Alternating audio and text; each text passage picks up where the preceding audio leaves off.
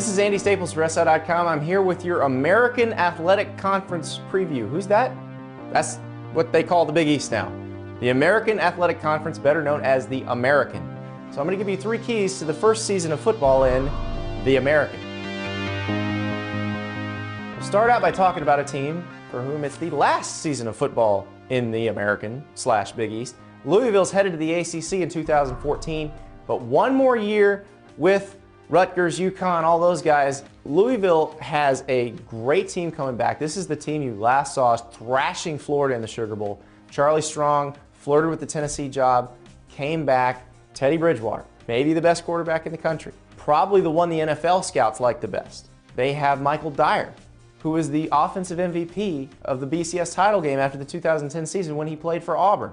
He's gone through a real rough patch, but he has come to Louisville trying to rehabilitate his life and career. It's going to be very interesting to see how he fits into that offense, because when he was at Auburn, he broke Bo Jackson's record for rushing yards by a freshman. When you have a guy who's been in the same sentence as Bo Jackson, that is an offensive upgrade. Louisville's biggest issue may be its schedule. The Cardinals play probably the easiest schedule of any national title contender.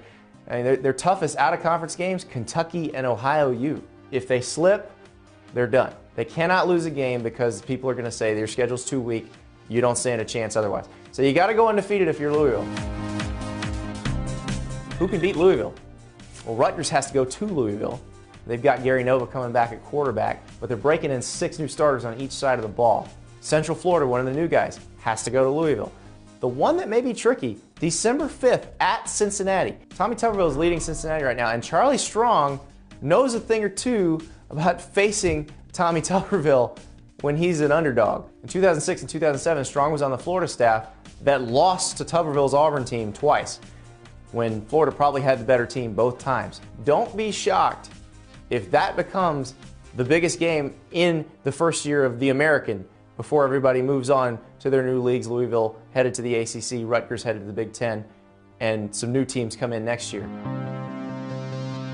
There is one player on one of those new teams who should probably be your new favorite player, regardless of who your team is. Memphis quarterback Jacob Karam, in his spare time, goes to St. Jude, famous hospital in Memphis. They take care of kids who are dealing with cancer. They work miracles there.